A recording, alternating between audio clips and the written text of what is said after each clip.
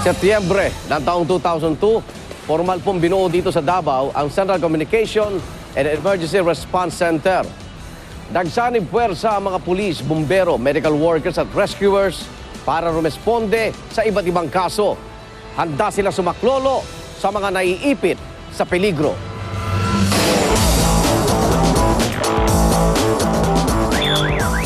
As we know, Davao City is a growing city, in terms of population and in terms of development.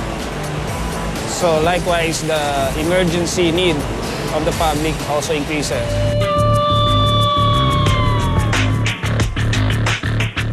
Central 911 started as in 2002 by the then Mayor Rodrigo Duterte. This is a centralized communication system for all emergency needs of the city. When you call 911, depends on what type of emergency that you are in. All you have to do is tell your emergency, your location, and the kind of response that you want to get, whether it's medical, police assistance, fire, or urban search and rescue units, then they will be deployed.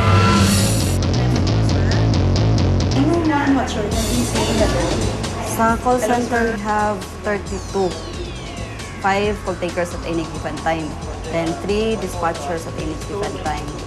Yung time naman natin is 12 hours in a day yung natin, trabaho. Tapos 4 teams tayo. Bali, 2 team duty for 3 days. So, palitan yan sila. Then after 3 days, yung 2 team na naman. Bali, yung trabaho natin dito sa call center, wala tayong holidays, no break, not we operating 24/7. Actually, ang tinikater natin sa EMS, aside from medical calls, we also cater yung mga trauma, such as vehicular accident. Tapos, may mga critical incident or runs, such as cardiac arrest patient. So, lahat po yung mga ambulansya natin are capable for basic trauma life support. Sa ngayon po dito sa EMS, may 12 po tayong ambulance na nagsiserve every day, 24/7. And yung average na tinatakbo natin every day, in between 40 to 50 runs. Actually, sa EMS, sir, we have 95 EMTs and around 32 drivers dito sa ambulance natin. And dinivide po natin ng 3 teams. And yung mga trabaho nila, nagsaserve sila for 24 hours per team. So, every day may shifting po tayo from 8 to 8 yung duty nila.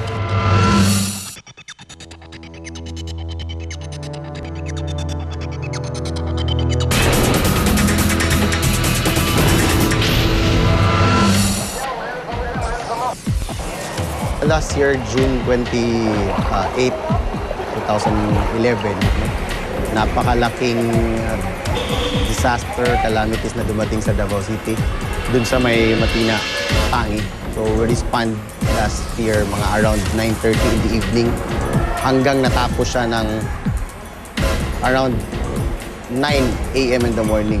Kasi nga malaking tubig yung bumagsak galing sa bundok papunta sa river talaga. Halos lahat ng manpower, ng resources ng Central 911, especially yung Urban Search and Rescue, is nandun talaga to respond that scenario.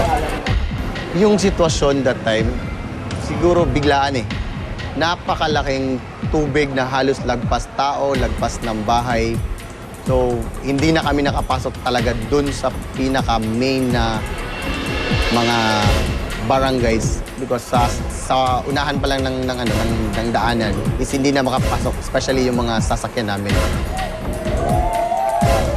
Meron tayong tinatawag na yung mga rubber boats. Ginagamit natin yon. Meron tayong mga ropes para makatawid lang doon.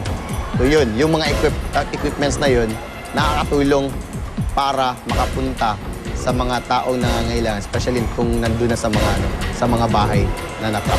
Halos lahat ng tao nasa mga higher ground talaga, like puno, yung mga dingding sa mga bahay nila para lang hindi sila madatnan ng malakas na tubig. Meron tayong mga nare-rescue. Marami tayong nare-rescue, like, especially yung mga bata talaga.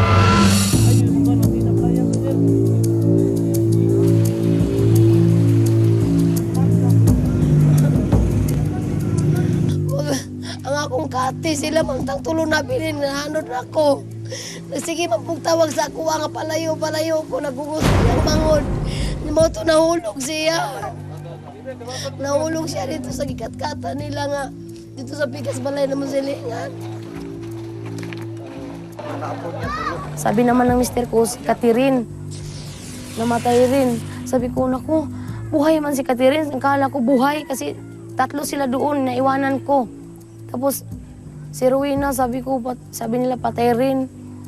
Sabi ko, naku, hindi ko talaga alam ang sarili ko kung anong gagawin ko doon sa nangyari.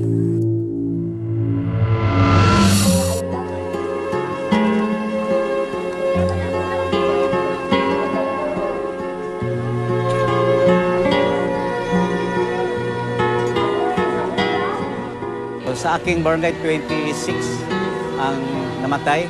So sa ibang barangay, may 5 at saka may isang missing na wala nakita. So yun ang nangyari. So mga 4,000 families ang affected.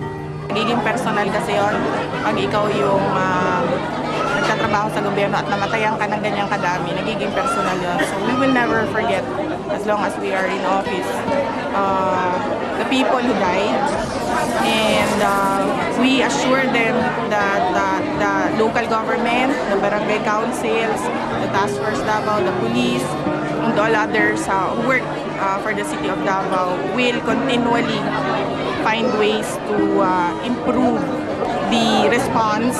Parang hindi na siya mangyari ulit na ganun kadami yung namamatay. Dito sa Davao, as you know, it is the biggest city in the world. So not everybody can always afford to take 2 to 3 rides going to the nearest free clinics. That's why we bring the free medical checkup to the barangay itself. Iisa ang